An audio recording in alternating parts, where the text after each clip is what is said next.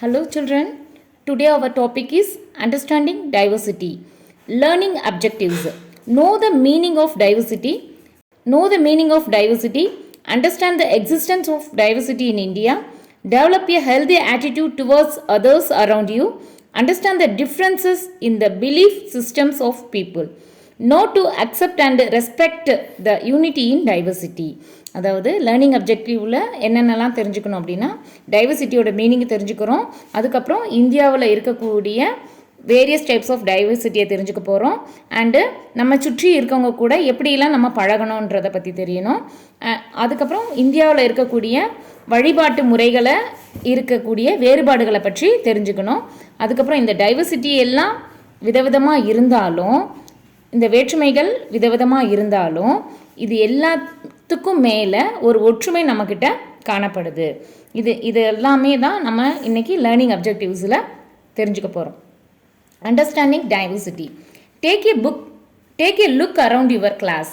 Do you see any of your classmates who looks similar? Look at the table. இந்த tables எல்லாரும் பாருங்கள். First students, second student, third student இருக்காங்க. இந்த டேபிளை எல்லோரும் கவனிங்க. இதில் student number 1, student number 2, student number 3 இருக்காங்க. ஒவ்வொருத்தருடைய மதர் டேங்கும் என்ன ஆகுதுன்னா டிஃப்ரெண்ட்டாக இருக்குது. ஃபஸ்ட் ஒன்க்கு Tamil, second one Malayalam, third one Hindi.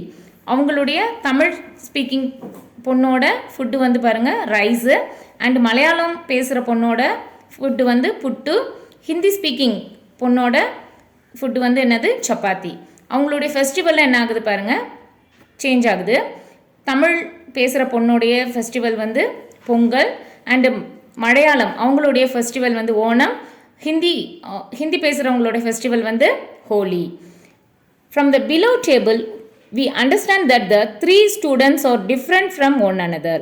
This shows that people speak different languages, eat different kinds of food, celebrate their own festivals and practice a culture different from one another. Similarly, people who live in different parts of our country differ in their ways of life. These differences make us unique and Indians. We come from different backgrounds, belong to different cultures, worship in different ways, yet we live together. This is known as diversity. அதாவது இந்த குழந்தைங்க கிட்ட different இருந்தாலும் அவங்களுடைய food and அவங்க celebrate பண்ணுற festivals, அவங்களுடைய language எல்லாமே டிஃப்ரெண்ட்டாக இருந்தாலும் இவங்கக்கிட்ட இருக்கக்கூடிய ஒற்றுமை என்னன்னா இண்டியன்ஸ். நெக்ஸ்ட் பாருங்கள், diversity in India. India is a home to a civilization that is 5,000 years old. Different groups of people from different parts of the world were attracted towards India over the years because of its wealth. Some came for trade with the local people and others were keen on invading its territory. So diverse races of people migrated into India by land and sea routes over time. Thus the Dravidians, Negroids, Aryans, Alpines and Mongolites became part of the modern Indian race. Then the people who migrated to India also moved to other parts of the country. This movement and migration of people is the reason for India's rich diversity. அதாவது India 5000 ஆண்டுகளுக்கு பழமையான நாகரிகத்தை பெற்றுள்ள நாடு. இதில் different groups of peoples வந்து இந்தியாவினுடைய செல்வத்துக்கு ஆசைப்பட்டு இந்தியா மேலே படையெடுத்து வந்திருக்காங்க. அண்டு நிறைய பேர் இங்கே வாணிகம் செய்யணும்னு சொல்லிட்டு மைக்ரேட் ஆகி, அதாவது இடம்பெயர்ந்து இங்கே தங்கியிருக்காங்க. அது தவிர நம்ம இந்தியன்ஸும் வேறு நாடுகளுக்கு என்ன பண்ணியிருக்காங்க, போய் வியாபாரம் செஞ்சுருக்காங்க. அதாவது டிராவிடியன்ஸ், நீக்ராய்ட்ஸ், ஓரியன்ஸ், அல்பைன்ஸ் அண்டு மங்கோலைட்ஸ் இவங்க எல்லாமே சேர்ந்த ஒரு கலவை தான் மாடர்ன் இந்தியா அப்படின்னு சொல்கிறாங்க. அதாவது இந்தியாவுக்கு வரும்போது நிறைய வெளிநாட்டுக்காரவங்க கடல் வழியாகவும் அண்டு சாலை வழியாகவும் நம்ம இந்தியாவுக்குள்ளே வந்திருக்காங்க. அதாவது இந்த எல்லா கல்ச்சரும் நம்ம நாட்டில் இருக்கிறதுனால அதாவது ரிச் டைவர்சிட்டியை நம்ம இந்தியாவில் பார்க்கலாம். We will now study the diversity in India under the following broad headings: land forms and lifestyle diversity, social diversity, religious diversity, linguistic diversity and cultural diversity. அதாவது விதவிதமான டைவர்சிட்டிஸ் இருக்குது. அதில் land and lifestyle diversity, நில அமைப்புலேயும் life ஸ்டைல்லையும் என்ன ஆகுதுன்னா changes இருக்குது. And social diversity, அவங்க வாழக்கூடிய வாழ்க்கை முறையிலையும் என்ன ஆகுது, அவங்க பழகக்கூடிய இடங்கள்லேயும் அவங்கக்கிட்ட வேற்றுமைகள் காணப்படுது. அண்டு ரிலீஜியஸ் டைவர்சிட்டின்னா என்னென்னா அவங்க விரும்பின மதத்தை ஃபாலோ பண்ணலாம், அதனால் அவங்க விதவிதமான மதத்தை பின்பற்றுறாங்க. லிங்குவிஸ்டிக் டைவர்சிட்டி, எல்லா விதமான மொழிகளும் இந்தியாவில் பேசுகிறாங்க. கல்ச்சுரல் டைவர்சிட்டி, அவங்க விரும்பின கலாச்சாரத்தை ஃபாலோ பண்ணலாம், அதனால் நிறைய கல்ச்சுரல்ஸ் வந்து என்ன இருக்குன்னா இந்தியாவில் இருக்குது. Landforms and lifestyle diversity, a continent is a very large area of land with various physical features such as mountains, plateaus, plains, rivers and seas and various types of weather patterns. India has all of them. India is known as subcontinent. These features have an underlying influence upon the people who live in different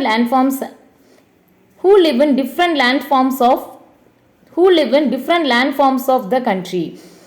அதாவது India வந்து ஒரு காண்டினென்ட்டுக்குரிய அனைத்து சிறப்பம்சங்களையும் பெற்ற நாடு, அதனால தான் அதை subcontinent அப்படின்னு சொல்கிறாங்க. எந்த ஒரு கண்ட்ரிலையும் mountains, plateaus, plains, rivers and seas இருக்காது. அது ஒரு காண்டினென்ட்டுக்குரிய சிறப்புகள். இந்த அனைத்து சிறப்புகளும் இந்தியாவில் காணப்படுது, அதனால் இந்தியாவை சப்காண்டினென்ட்டுன்னு சொல்கிறாங்க. அதுக்கப்புறம் இந்தியாவில் லேண்ட் ஃபார்ம்ஸும் என்ன ஆகுதுன்னா டிஃபர் ஆகுது. Physical and climatic features determine the economic activities of a region. People living in the plains thrive on agriculture, while people in the coastal areas take to fishing for their livelihood. In mountainous regions, rearing of animals is undertaken. Hilly landscapes are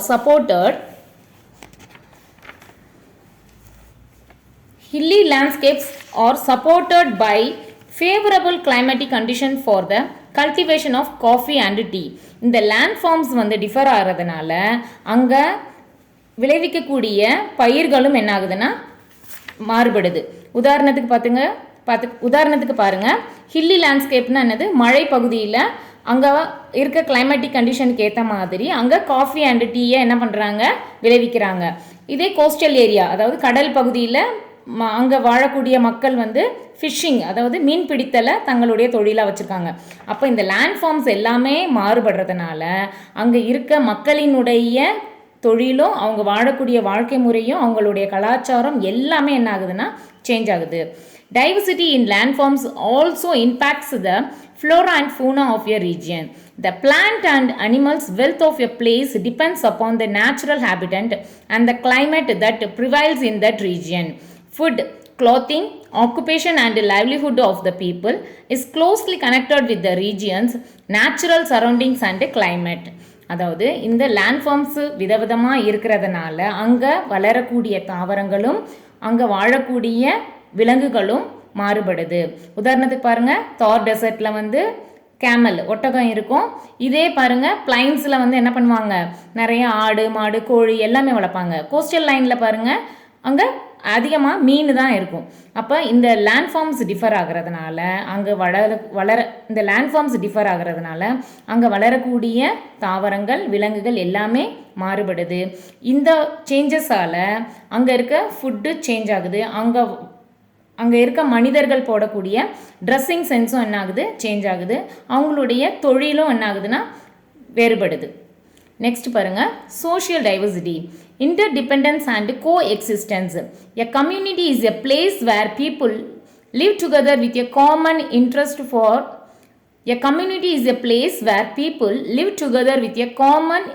or heritage. Our community is made up of peasants, laborers, artisans, parents, teachers, students and many others.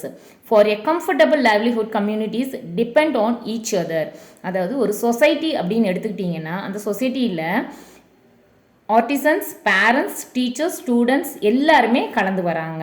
இவங்க எல்லாருமே என்ன ஆகுறாங்கன்னா ஒவ்வொருத்தரை depend பண்ணி தான் இருக்கிறாங்க. இவங்க எல்லாருமே சேர்ந்ததுக்கு பேர் தான் என்னன்னு சொல்லுவாங்க, சொசைட்டின்னு சொல்லுவாங்க. இவங்க ஒருத்தர் இல்லைன்னா ஒருத்தர் என்ன பண்ண முடியாது, வாழ முடியாது. ஒவ்வொருத்தரை சார்ந்து தான் வாழணும். Family and society. Families constitute the fundamental unit of a society. There are two types of families, joint families and nuclear families. Joint ஃபேமிலிஸ்னால் உங்களுக்கு எல்லாருக்குமே தெரியும், தாத்தா பாட்டியோட பெரிய குடும்பமாக வாழ்கிறதா என்னது ஜாயிண்ட் ஃபேமிலிஸ். நியூக்ளியர் ஃபேமிலிஸ்னால் அம்மா அப்பா அந்த குழந்தைங்களோட மட்டும் இருக்கிறது தான் என்னது nuclear families. Families live in a harmonious neighbourhood. Many of neighbourhood collectively form a village and many of them group together in a city. The needs of people and the interdependence of communities for amenities such as water, food, electricity, education, housing and so on bring us together to live in harmony. Though we are diverse in our cultural practices, we are united and interdependent socially. அதாவது நிறைய families சேர்ந்தது தான் ஒரு கிராமம்னு சொல்கிறாங்க. நிறைய கிராமங்கள் தான் ஒரு சிட்டியை உருவாக்குது. அதாவது நிறைய கிராமங்கள் தான் நிறைய ஃபேமிலிஸ் தான் ஒரு வில்லேஜை ஃபார்ம் பண்ணுது. இந்த நிறைய வில்லேஜஸ் தான் சிட்டியை உருவாக்குது. இந்த எல்லாருமே ஒவ்வொருத்தரும் என்ன பண்ணுறாங்க, ஏதோ ஒரு வகையில் சார்ந்து வாழ்கிறாங்க. இவங்க யாருமே தனித்து வாழவே முடியாது. இந்த water, food, electricity, education, housing இது யாருமே தனியாக அவங்களுக்கு தேவையானதை அவங்களா செஞ்சுக்க முடியாது. ஒவ்வொருத்தரை என்ன பண்ணணும், சார்ந்து தான் வாழணும். Religious diversity. India is a secular country, does not declare any religious diversity. India is a secular country. It does not declare any religion as state religion. The freedom of religion is our fundamental right. India is the birthplace of many religions and has become the home of many others. Hinduism, Islam, Christianity, Sikhism, Buddhism, Jainism and Zoroastrianism flourish in India. அதாவது India ஒரு மத சார்பற்ற நாடு. இங்கே யாருனாலும்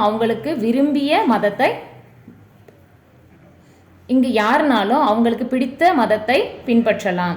அதாவது இங்கே இந்தியாவில் தான் மதங்களின் பிறப்பிடம் சொல்கிறாங்க. அதாவது இந்தியா தான் மதங்களின் பிறப்பிடம் சொல்கிறாங்க. ஏன்னா Hinduism, Islam, Christianity, Sikhism, Buddhism, Jainism and Zoroastrianism எல்லாமே இந்தியாவில் தான் புதிதாக உருவானது அப்படின்னு சொல்கிறாங்க. India is a land of festivals where people from different religions engage in many colorful celebrations in different parts of the country and coexist harmoniously. The wide variety of festivals celebrated in India is a true manifestation of its rich culture and traditions. Festivals like Pongal, Deepavali, Holi, Vijayadashmi, Ayudha Puja, Navratri, Durga Puja, Dasera, Ganesh Chaturthi, Bihu, Kumbhamela, Onam, Miladi Nabi, Ramzan, Christmas, Buddha Purnima, Mahavir Jayanti, Guru Nanak Jayanti and Raksha Bandhan are some of the festivals that denote the cultural diversity of India. இந்தியாவில் லேண்டுக்கு ஏற்ற மாதிரி இந்தியாவில் ஒவ்வொரு இடத்துக்கு ஏற்ற மாதிரியும் ஒவ்வொரு விதமான ஃபெஸ்டிவல்ஸை கொண்டாடுறாங்க. உதாரணத்துக்கு நார்த் சைடில் ஒவ்வொரு விதமான ஃபெஸ்டிவல்ஸ் கொண்டாடுவாங்க, சவுத் இந்தியாவில் ஒவ்வொரு விதமான ஃபெஸ்டிவல்ஸை கொண்டாடுவாங்க. ஹிந்துஸ்க்கு ஒரு ஃபெஸ்டிவல்ஸாக இருக்கும், முஸ்லீம்ஸ்க்கு, கிறிஸ்டியன்ஸ்க்கு ஒவ்வொரு விதமான ஃபெஸ்டிவல்ஸ் இருக்கும். இப்போ பாருங்கள், ஹிந்துஸ்க்கு பொங்கல், தீபாவளி, ஆயுத பூஜா, விஜயதசமி, நவராத்திரி, துர்கா பூஜா இதெல்லாம் என்ன பண்ணுவாங்க, ஹிந்துஸுடைய ஃபெஸ்டிவல்ஸ்.